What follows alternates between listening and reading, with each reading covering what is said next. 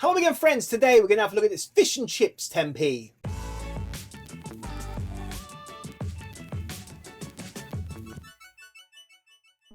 So yes, it's a fish and chip tempeh. So I've just started on the alphabet tempeh series. I haven't spoken about these much because they are incredibly rare to find in your change, and these all can be found in the UK change. However, they are so mythical.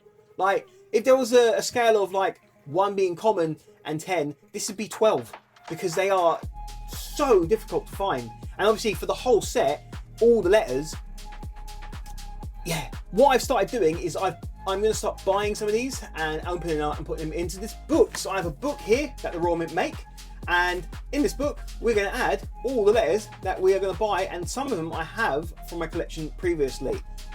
So let us talk about why these coins exist. So in 2019 and 2018 there was a series of tempehs made for commemorating Britain and everything wonderful about Britain. One of them is the F for fish and chips. Now, Britain doesn't have a lot of national dishes. However, if you go around the coastal areas of Britain, fish and chips is a national dish there. And it will vary because obviously fish is just generally a term for an animal that swims in the sea and breathes underwater, I guess. So there's no one fish and chips. There is so many different types of fish and chips. We have cod, haddock, skate, plaice. Hake is a new fish that everyone's eating at the moment. So it can vary. But generally when we talk about fish and chips, we talk about cod, which is a very common fish, maybe overfished at some point.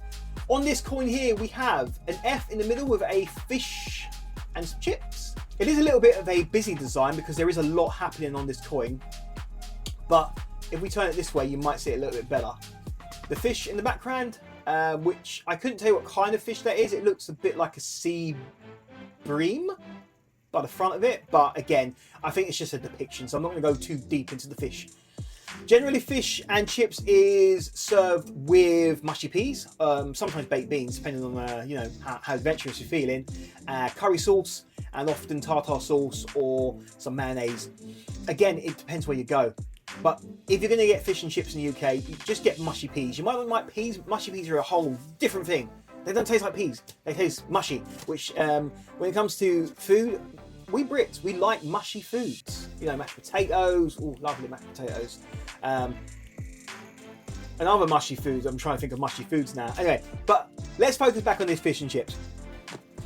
So, these coins, as I said, are extremely rare. So I'm going to be adding them when and where I can. F is down there, next to a bottle of ketchup. You can't have fish and chips with... I wouldn't recommend putting ketchup on fish and chips, but you can if you want to. One thing you should, if you've never visited the UK, we like ketchup. It is definitely a thing that we add to most things. Not just foods, but like desserts too. There are people that do that. Now, not judging. Personally, I don't, but I can understand because ketchup's quite sweet anyway. So it's almost like a sauce. Well, it is a sauce, but it's almost like a sweet sauce. And one thing you might notice about these, we are not going in order of these coins. So if there is any coin you'd like to see, please feel free to let me know in the comments now. Just shout it out. Shout out a letter, your favourite letter. The thing about these coins is they are so small because they are 10p denominations. These are the 2018. So as I was saying, all 2018 and 2019 10p's are alphabet 10p's unless they are not intended for circulation. But these are in change. They're just so incredibly rare that people almost think they don't exist. But they do exist. They're just rare. It says 10 pence in words, which is not a common thing on 10p. Usually just says 10p. But 2018, Queen Elizabeth II, and fish and chips on this side. It takes up the whole image.